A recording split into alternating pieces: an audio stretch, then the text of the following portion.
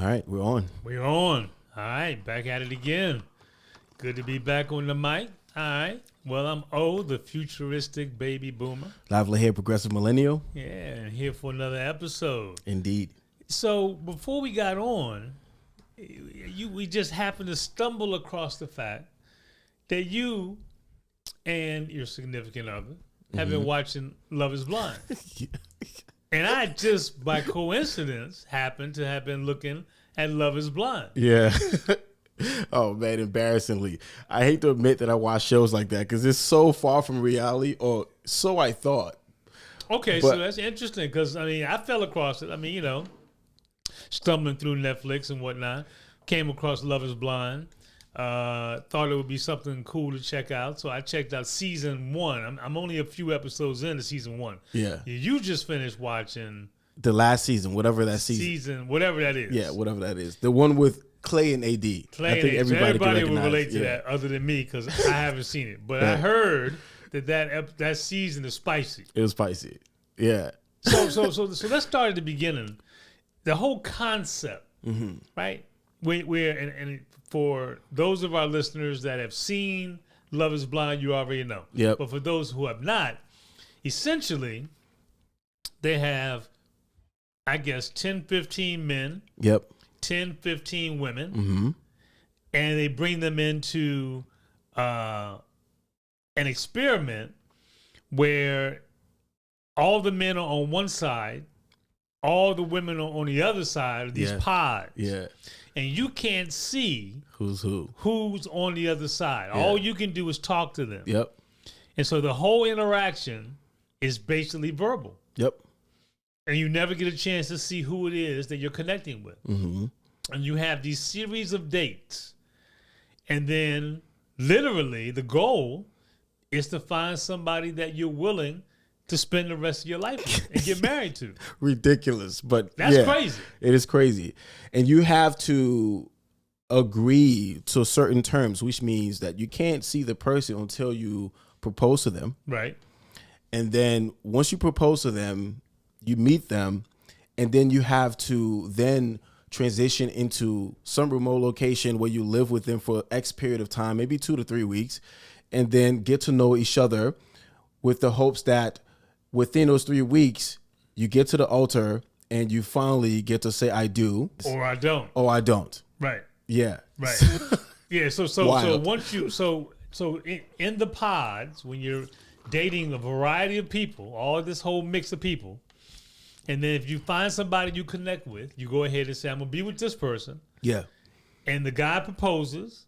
If the female accepts, boom. Now, once they get all the ones who have accepted and who are down, they take all those couples to a remote, exotic location like Mexico or Puerto Vallarta, Dominican Republic resort. You spend a week there, and then you come back and you live like 3 weeks, like literally as husband and wife. Yeah. And at the end of 4 weeks, you go to the altar and you say, I do or I don't. Right. But here's the twist.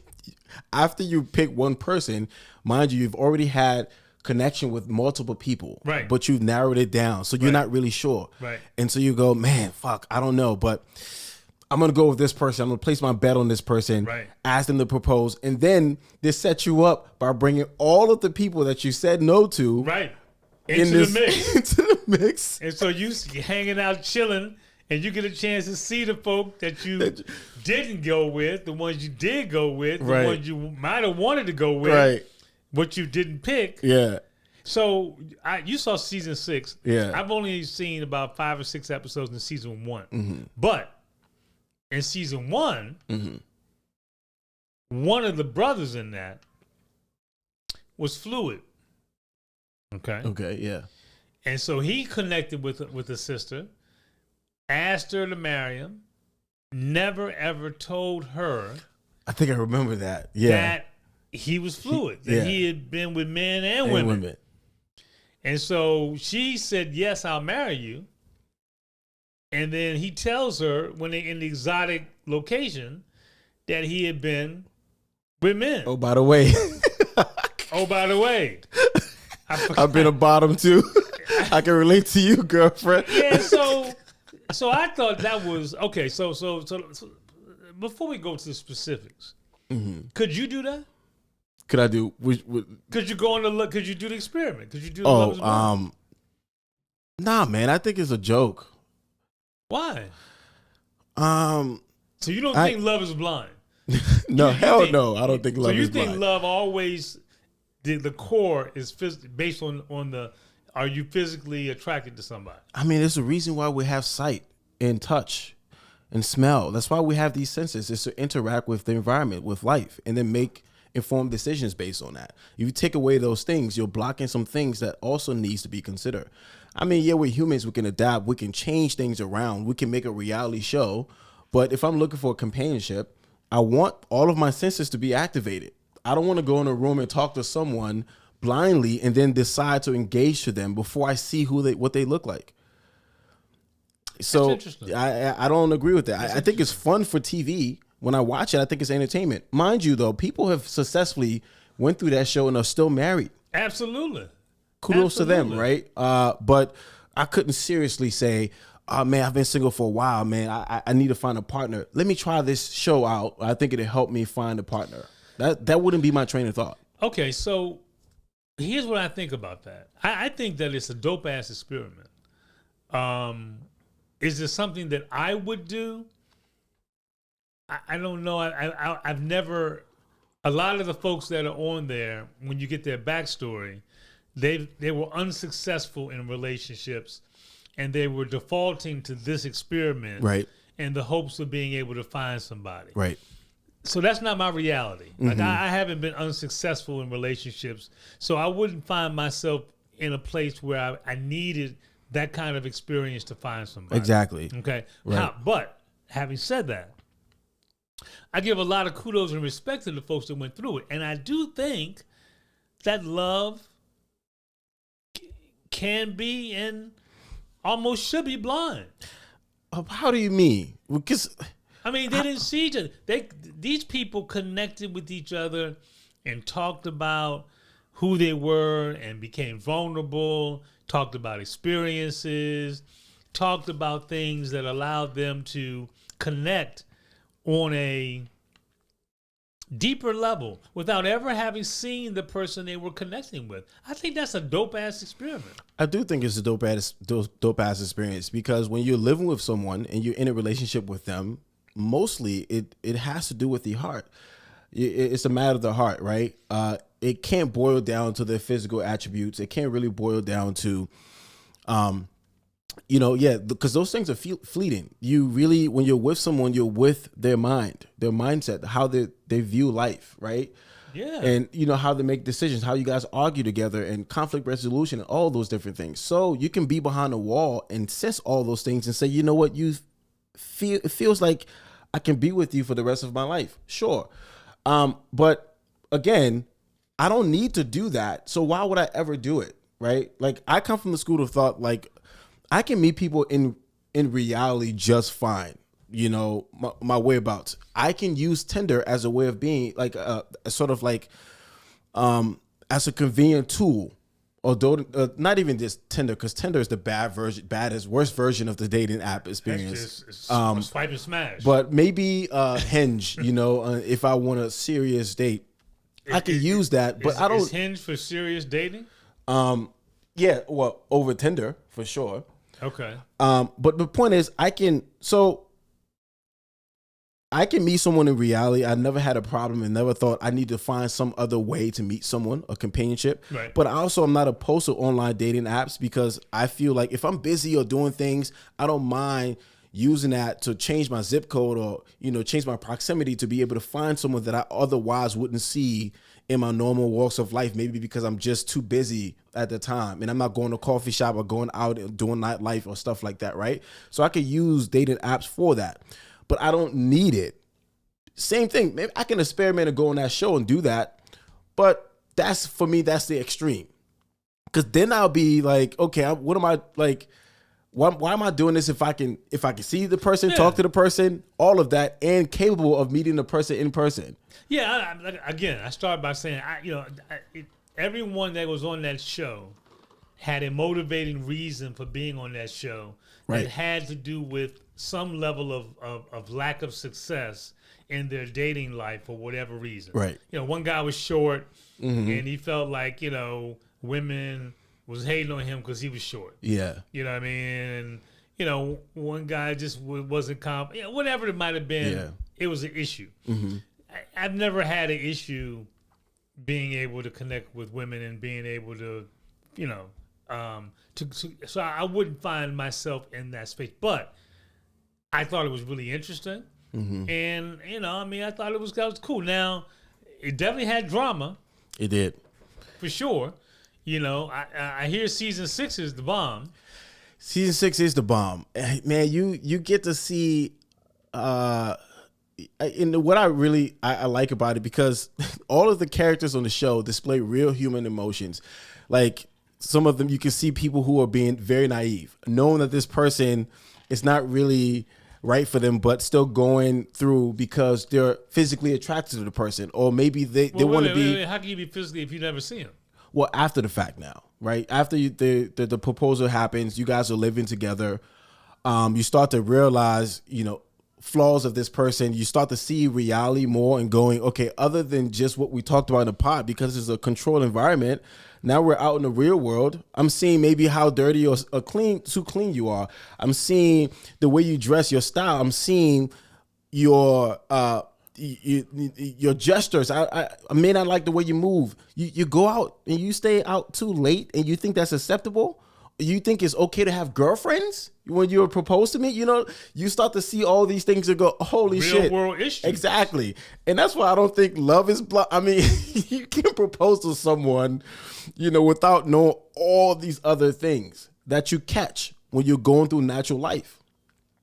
And so the show kind of presented those things, and you could see the characters still like being blinded to it because they got their own shit that they feel like they still need love. Some other women like were insecure on the show, but still, you know, and made the guy unattracted to them because it was so insecure. You know what I mean? You know, things like that happen. So you're gonna maybe want to go see season 6 or whatever the latest 6, episode whatever. is. Yeah, and I only saw season 1. Now I'll tell you, my favorite couple of season 1 was Cameron and Lauren. Lauren, really attractive sister, really attractive. Cameron, kind of nerdy white guy. You know, but, you know, had a little kind of nerd swag about him, but a good guy. That was my favorite couple season 1. You know what I mean? And I'll be curious to know if they still are together, because they were a good couple. I mean, you find yourself rooting for them. Yeah. You know? Yeah. But again, it's interesting because, you know, look, back in the day, you know, there were things like people go on blind dates and stuff like that. You know, back in the day. You know, back in I didn't understand that either. But if you were, you know, I'm saying back in the boomer days, if you had problems, you know, meeting somebody, a friend, a family member, somebody would set you up with a blind date. Like, I think I got somebody for you. Yeah. You know, come over on Friday, and I'm going to have somebody here. Yeah, right. And I think they might be good with you. Right? It was a lot of that happening. I don't know, because I never did that shit either. Did that ever work? Do you think that worked? Maybe not necessarily for you, but your friends, anyone do you know successfully? So I will tell you this story. This is true shit. A very close friend of mine who had been in a relationship with somebody for a long period of time. And I knew the person he was in a relationship with. She was mad cool. They were cool. But they broke up. He calls me literally, I don't want to say out of the blue, but it was kind of out of the blue. And he's like, yo, bruh. He said, you know me. You know the kind of brother I am. I am ready to find my wife. So if you know somebody that will be a good match for me, let me know. I said, you know what? I have somebody that will be perfect for you. I had a friend of mine. She was mad cool, good people, from the South, knew how, I mean, she was just a beast. Mm-hmm. I said, you know what? I'm going to introduce you to your wife. All right? And this is dead ass. This is a bold 100%. I'm telling you. Yeah. I told him that, right? He would take, he and I and a bunch of cats, we used to all take trips and go different places. He was always would go different places, man. We went to Hawaii, Cincinnati. Well, we all, he loved roller coasters, man. He'd get an RV and go, love to travel. He would go to Hawaii every year around Thanksgiving, and he was planning to go as per usual. Mm-hmm. And so I said, you know what? I'm gonna introduce you to your wife. I hooked them up. They connected. Do you know they're married to this day? To this day. Not only did they get married, but they've been married and they're still married to this day. Good friends of mine. And it's got to be now. It got to be more than 15, 20 years, man. Wow. That's rare, though, right? That is and rare. I knew him. You knew I her. knew her. I knew they'd be perfect. They just needed a conduit. Mm-hmm.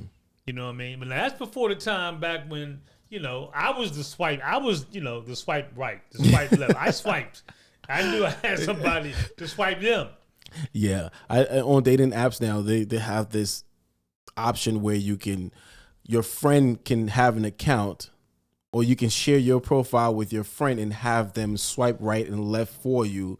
What? For who they think would be a good match for you. Get the fuck It's just, it's ridiculous, man. The fact that, first of all, it's so hard to find someone for you when you're looking for yourself, and then yet alone have a friend swipe for you. I just don't understand that concept. That sounds like dating apps just trying to hang and be relevant.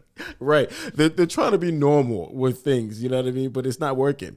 But I think the main problem with dating nowadays is because of the dating apps. People are like disposable, man. People are just like coming a dime a dozen. Before, if you were to meet someone at the bar or have to write a letter to them or do something that took a lot of effort to be able to just get a first date with that person, and you court them, you're less likely to just be like, all right, next, I'm going to go find someone else. You're going to try to make it work. But now you're like, yo, I'm testing this out. And if not, there's a return policy where I can get full refund. So, you know what so I mean? what you're saying is that people are transactional now. Very transactional. And if you're transactional, you're superficial, right? Very superficial. You have these lists of things that are just like unreasonable. And if they don't check all the boxes, you just easily go, well, I'm bored. I'm going to try next because I can easily get back on the app and swipe. So it just makes dating extremely hard for people to be together for a long time. Well, okay, so let's take a moment and pause there for a minute, because I'm curious. So how do you find long-term connections? How do you find meaningful connections in this environment? And you're probably, I mean, I'm assuming that the whole dating dynamic is different for Gen Alpha and Gen Z compared to what it was for you. 100%. Right? And I don't know how they're going to be doing it, and I don't know how they currently do it. But I think the benefit for millennials is that again, we were that generation that knew what it was to date in person and online.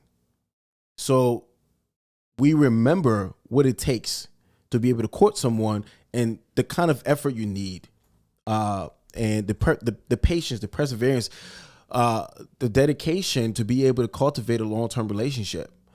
And I think that's what saves us. But even though we've been adopting to the current dating app and all of that and the options, so we kind of teeter between. So when I, used to date out and I would experience that kind of, the atmosphere was kind of like that, where people were very transactional. But I'm still a product of knowing what it looks like. And it's just a matter of me going, okay, this person is worth me putting in that effort that it takes to be able to cultivate a long-term relationship. So that's how I was able to have my partner now, and we do that. We do what it takes, and we remember, and so we do it, even though it's hard, but we do it because we know that's what works. But that takes commitment, right? That takes having challenges, having disagreements, and being willing to put the work in to talk that through and to work through those disagreements, to find common ground so you can continue to build on the relationship. Right? Absolutely. And I just don't understand how, I don't know really, how Gen Zers or Gen Alphas are going to do this, because dating is extremely difficult. There are periods of times where you feel like this person is not my person because we're arguing about a lot of different things. We have different disagreements. We want to be right. So many times that happens. And if you don't have the tools to know how to navigate through that, you're always going to leave. Yeah. And so the only difference between us working it out is because we are familiar with the process. We know that this is what it looks like. And if we're having disagreements or arguments, it just takes a lot of communication to talk through it. But if Gen Zers having that sort of disagreement and all of the fights and things that comes with the relationship, and you don't really have the tools, know how to work through them, you would always be like, well, this isn't for me. Let me go find someone else. This isn't for me. Let me go find someone else. See, love begins organically. Mm-hmm. But after a certain point, it's a choice, right? You have to choose to be committed to somebody. Yeah. You have to choose to be in it with them, to do the work no matter what, because you know who they are as a person, and you've chosen them to be your person. Mm-hmm. And there's enough that when it's good, it's amazing. Mm-hmm. So it's not always going to be amazing. Mm-hmm. But when it's not amazing, we're going to show up and do the work to get back to amazing, because it's that important to each of us. Mm-hmm. That's a commitment. That's a choice. Yep. At some point, you have to choose. Absolutely. At some point, you're going to have to choose. Yeah. Because it's not always going to feel all happy-go-lucky and Absolutely butterfly not. face. Life's You're not going like to that. come to reality. Just like when you're with yourself, you experience those ups and downs. You can't leave yourself, unfortunately, but there are times when you don't like yourself, you don't like the way you look. Other times you feel yourself, you think you look attractive. You know, these experiences happens all the time. You experience the same thing with another person. You know, and we're complex human beings. So no matter how attractive the person look, no matter how connected you feel with that person, no matter all these things are checked, you will still feel like, damn, I can't stand this person. God damn, like, you know what I mean? Like See, I don't know if you get to the point where I can't stand the person, or you get to the point where it's like, I'm not feeling it today. You know what I mean? Like, I'm not feeling it today. I'm not feeling doing the work to be in this today. You know what I mean? But, and you may take a day off. Yeah. But well, but you're coming back. You're choosing to come back and continue to work. I think that comes later. I think that is a must. That builds over a period of time. I think the early phases, you contemplate back and forth. Do I want to be with this person? Yeah, well, do I not want to be? It's not. I'm not because feeling it today. It's like, do I want to be with this person? I think so. And early, because you don't know really who they are. Right. You're still trying to figure out. Yeah. Is this somebody that we're aligned with? Do we have alignment? You know, can I connect with this person? Right. Do we have the similar view of life? And that brings an interesting question, because so now take that a step further and talk about, because you've had interracial relationships, right? Yeah. What has that been like? Is there a significant difference between different ethnicities and races, or just people are people, man, and women are women, and women are more alike by being female, like men are more alike by being male, regardless of race and ethnicity. Oh man, well, the women today in today's society, at least for my generational cohort and down, the whole female versus male thing is it's a different thing. You have this interesting sort of like need to have things be equal and even, between the gender roles. Except when it comes to physical ability, and even that sometimes is challenged. Like, where it's like, girls like, I'm gonna kick your ass. yeah, it's like, girls like, I could do whatever you could do, and it's like in every way. Sometimes it's just like for the sake of wokeness and progressiveness, and I'm progressive, but sometimes I'm like, God damn, I feel like I'm a fossil because like you are an old ass millennial. Don't forget, you used to be young, but now. Yeah. But when it comes to dating interracially, I do think people are people at its core, and I think the more the two understands that, then it can be smooth sailing. Now, granted, obviously people are judgmental. People have different people that comes from different backgrounds have cultural ritualistics and stuff like that, and so you have to deal with those things. So you have to learn each other's background and what they're used to, because we're creature of habit, and we're tribal. So depending on what parts of the world did you come from, the things that you practice, when you come together, even if you connect on a human level, there are these things that you practice that are just so different that you have to align with and see if you accept this person for their practices and the other person accept the other. So those are the things that you have to go through and walk through. And if you like each other enough, it'll just be, okay, we have to brief each other on these things. And so we can know how to understand each other going forward. And I think that's the work that a lot of people are not willing to do and to fall short on. And that's what makes interracial dating complicated. Even more complicated than the general dynamic of what it's like now for Gen Z and Gen Alpha? That just add on. Like, it's just like Gen Z and Gen Alpha, the complications that they have, that's just on top of the interracial dating. I don't know what that's like for them. We'll have to have a Gen Z or Alpha on the mic and talk to them about that, because I can't imagine, really. I think just dating another human being is just complex already. And the complexity that comes with that, I think interracial dating doesn't really make it that much of a difference, because you can see yourself in everyone. You can relate, you can connect with everyone. And, Have you ever been in an interracial relationship and then met the parents, and the parents looking at you like, yo, I ain't feeling this?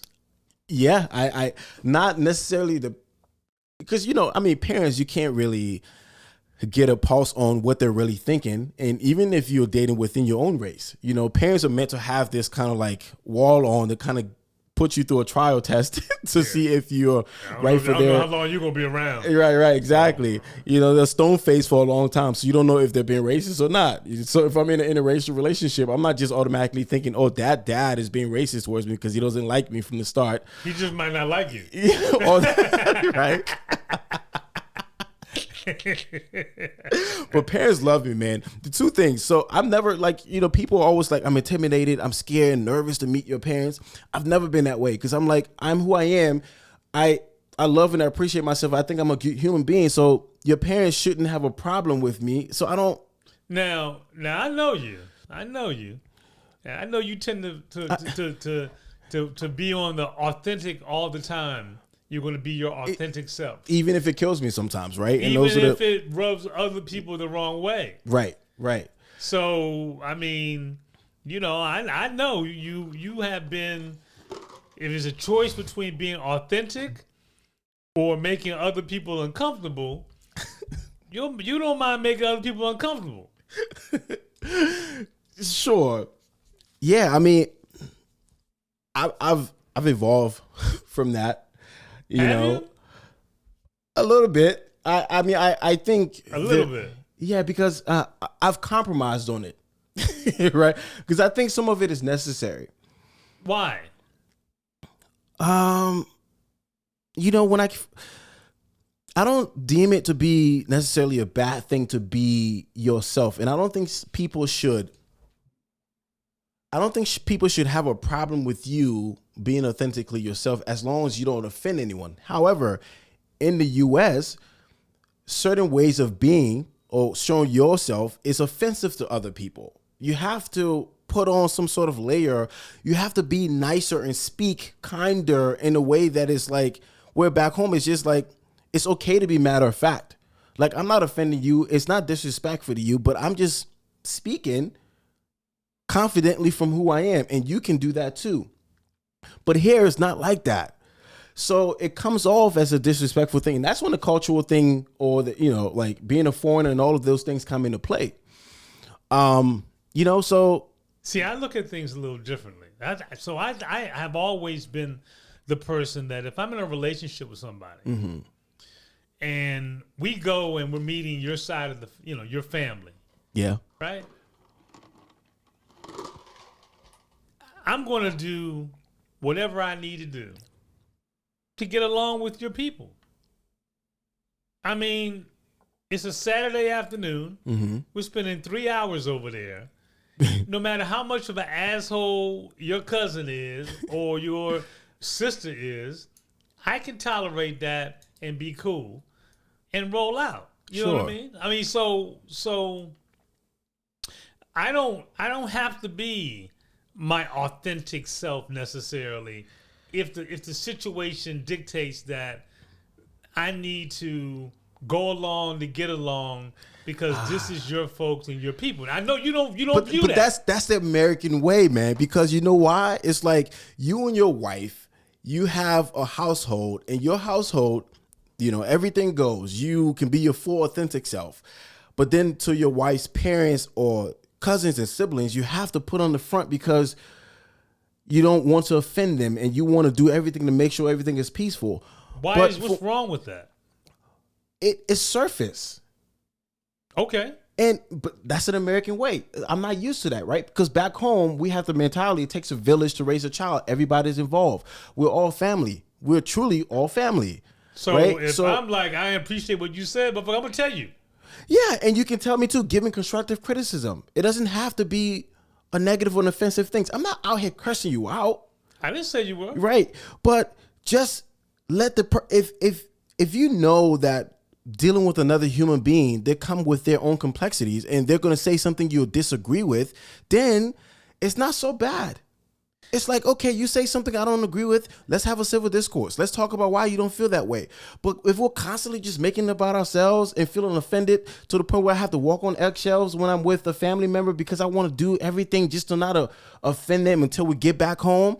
Now, that's a way that I know that exists within American culture, and that's what is difficult for me. But I like to be authentic. I like to say, hey, Mom, this is who I am. But you're willing to do that even if it makes your partner uncomfortable and it makes her people uncomfortable.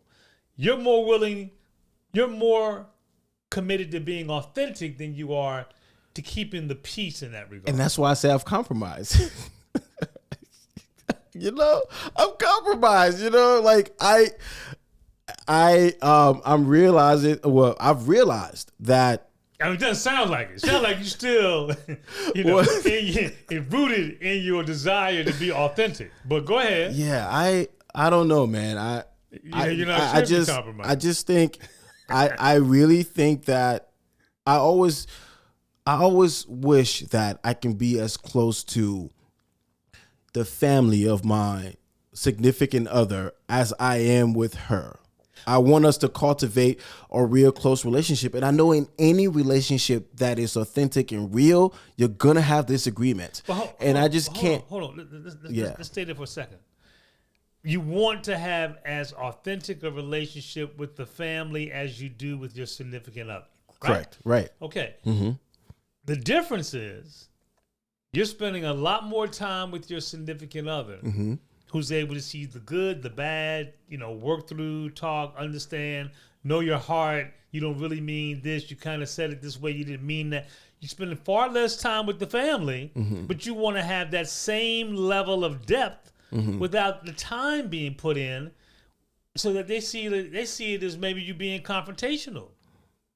Yeah, sure. But here's the thing. Okay, I get that. You're right. It takes time to be able to develop relationship. And, we don't always go over at mom and dad's house all the time, right? We don't see cousins in all the time. Every week? No.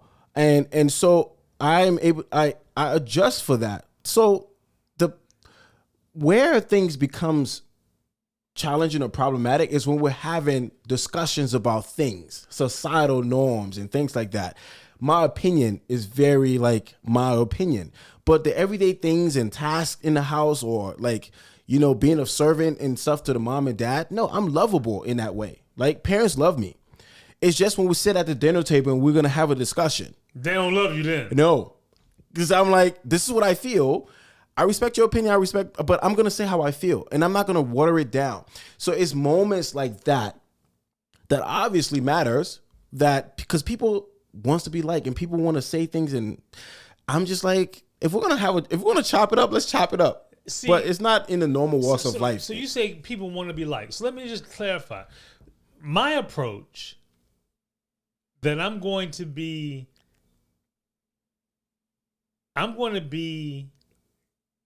as agreeable, and I'm going to be the perfect partner to my significant other as it relates to their family and their friends, right? Even if I have to sacrifice what I really think, because I'm only spending 3 hours with them on a Saturday, and I won't see them again until the next holiday. It doesn't cost me anything. It's okay. I don't have to be my authentic self. I don't have to die on the sword of this is what I really believe if it's going to be an issue, because I want to make sure that I show up for my partner in a way that she feels comfortable, supported, and confident that I'm not going to do anything that's going to have her have downstream backlash when people are like, what's up with that motherfucker? He asshole. Like, I don't want her to have to deal with that. And I can deal with anybody.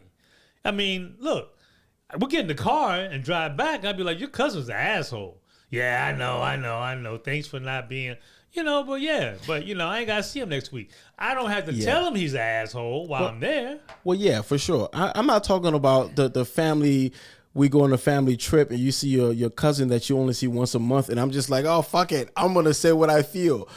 I'm talking about the relationship that I know that are important to you, that also they should have patience to and understanding, knowing that we are all trying to cultivate this family-like relationship. And in order to do that, we should be able to put our differences aside and get to know each other. Like, I'm talking about that. It takes a different muscle, willingness, patience to be able to cultivate those relationships, and everybody should be on board to doing that. I'm not talking about the cousins or the relatives or like Thanksgiving where we go and I'm just acting a fool. I'm not doing that anymore. I was never doing that.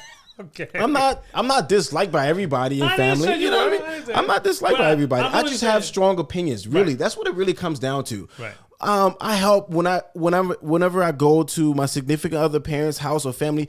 I'm evolved. I'm helping. I'm doing things. That's your nature. I am respectful. I'm all the things. I'm just not like, I'm African, so I have a certain way of being. And yeah, rightfully so. Like, Americans have a different way of being. And I think one of the things is like to be very hypersensitive. And I think that's where we differ. And that's okay. Like, if that's all I bring, that when we're having conversations and I'm just very like opinionated or stern in my way that I feel, but I give you the platform to be able to talk to, and we can have and if that's the reason why you don't like me, I'm okay with that. I'm okay with that. I'm not hurting you. I'm not harming you. We're just having a conversation. If you can't stand that, oh well. But when it comes to the other things, no, I'm not like that. Yeah. So, it's never been the deal breaker. That hasn't been the reason why, my relationship is ended or anything. I get that. So, yeah. Yeah. I get that. Yeah, but I do think that there's and I don't know that it's American, because I know other Americans that, like are assholes and can be an asshole. Oh, I didn't say you. You're not American. But I know other Americans. So if it's a personality trait that shows within Americans, they're asshole. If it's me, no. It's a cultural. I'm just saying. I mean, I'll take that. Look, I am a strong believer in disagreeing, but not being disagreeable. Mm-hmm. And I think that you can tell anybody anything. Mm-hmm. It's all in the way that you say what it is you're going to say. Now what you say is how you say it. Right. Yeah. And I think that,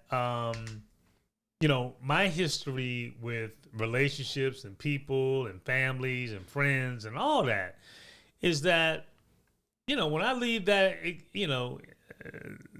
that encounter, I want them to be like, oh man, he's a good cat. He's a good dude. I mean, because I feel like I am a good dude. And even if there's something in that interaction, I may, hey, you may feel like, I don't know, who knows what it might be, but I might have a different view that I can share and articulate, recognizing and respecting the fact of yours. It doesn't have to be disagreeable. Mm-hmm. I don't have to be my authentic self necessarily. Yeah. I think the people that have problems with me are other assholes.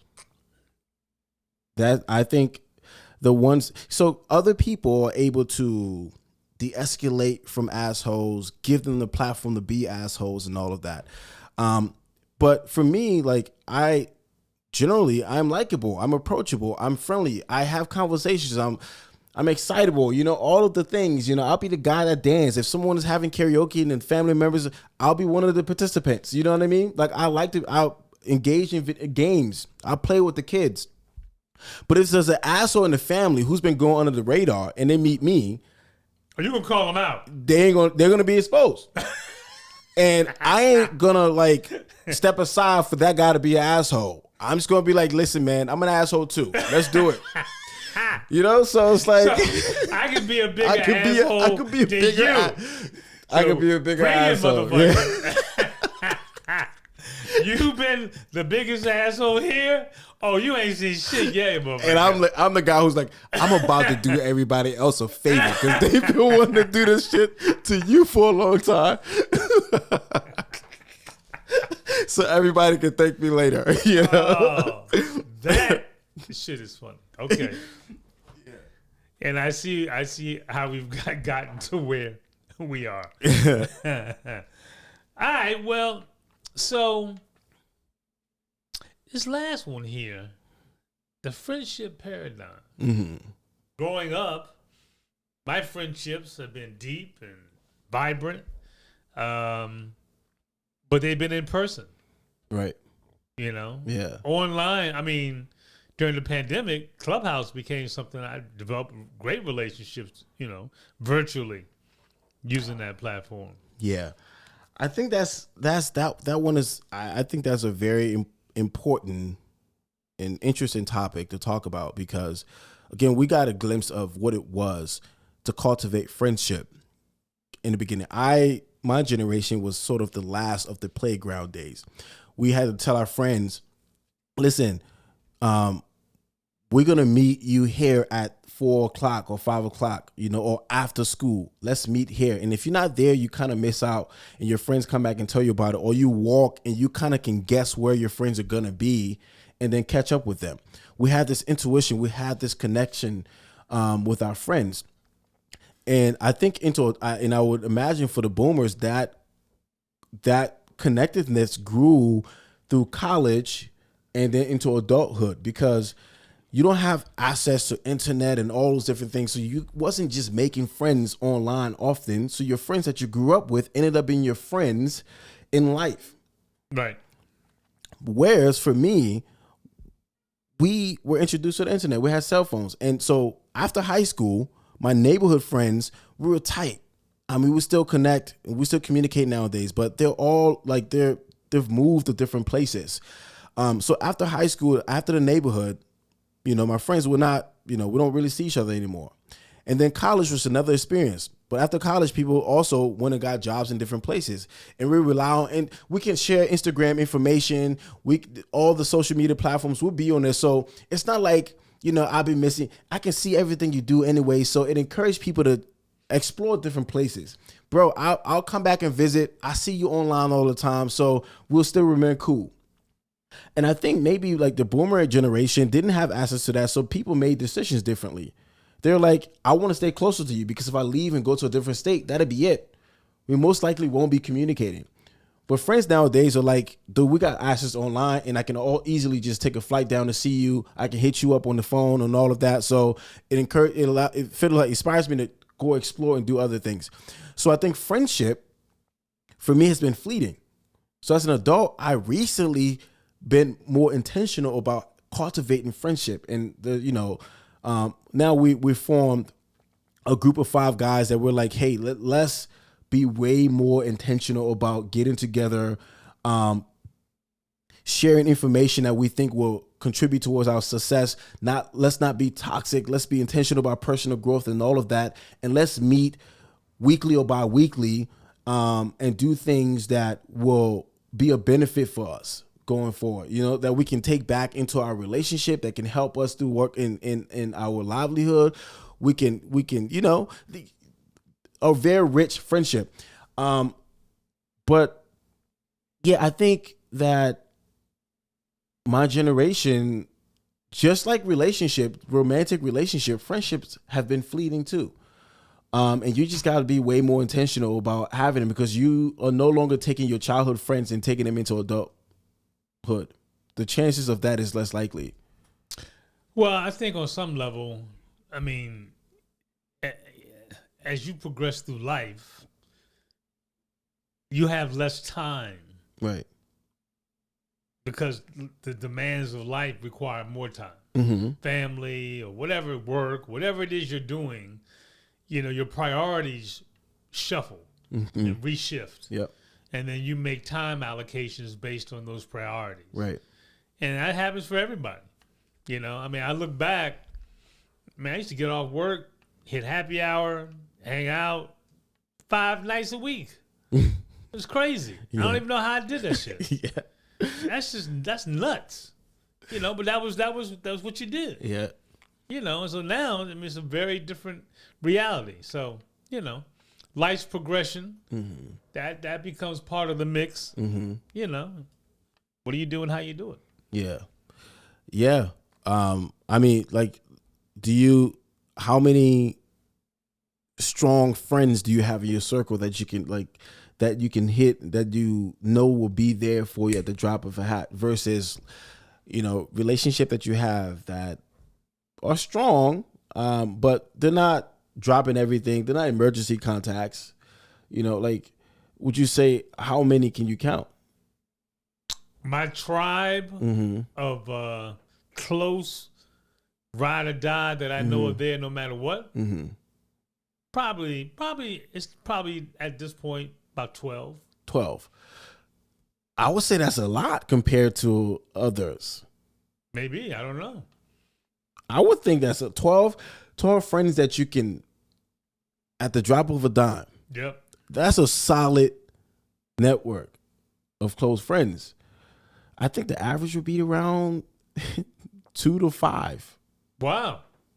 That's what I would think, 2 to 5. That would really be. I mean, look, I shared an article with you not too long ago about how we are living in the loneliest society nowadays. Yeah. I don't think a lot of people have friends like that, or people that are really there to be able to show up for them. Yeah, but again, that goes back to the transactional nature of how I think Gen Z, Gen Alpha is connected. Mm-hmm. You're not connecting on a meaningful, deep level. That's right. Right? So if you're only connecting transactionally, swiping left, swiping right, how do you build those bonds, those deep bonds of over time? Drake says no new friends. Yeah. I mean, the folks that I have, I got years in the game. They years. And every passing year, they become more solidified. Mm-hmm. Mm-hmm. I don't get friends by swiping on Instagram. But know what I mean? Or going on apps. That's not how I develop friendships. That's just stuff to look at to pass the time of day. Mm-hmm. The issue is, though, like a lot of times, the resolution is usually, or get unplugged, take a step back, sort of like go barbaric, go back to the simple times. I'm afraid society is going in a direction where, the people who do that tend to be outcasted from society. Do what? Get offline or start meeting friends to get in Get person. off the grid. Get off the grid. Like go back to a flip phone. Turn off your social media. I don't know if that's gonna happen. And if it happens for people, I think if select like a smaller population decides to do that. And they do that and they get off the grid. And I just say people keep moving. Life keeps going. So it's like, how do you find a new way to connect or have a human experience with this rapid evolution of life and AI and all these things that are happening? And the solution can't be get off the line, like get off the conveyor belt. I don't know if that's a solution, but I don't see any other feasible solution to maintain this kind of connectiveness and all of that we experience and make the richness of being with human. Or is that still necessary going forward? Yes, yeah. I don't know, because the online environment has never been that important to me. I mean, Instagram, Facebook, whatever. It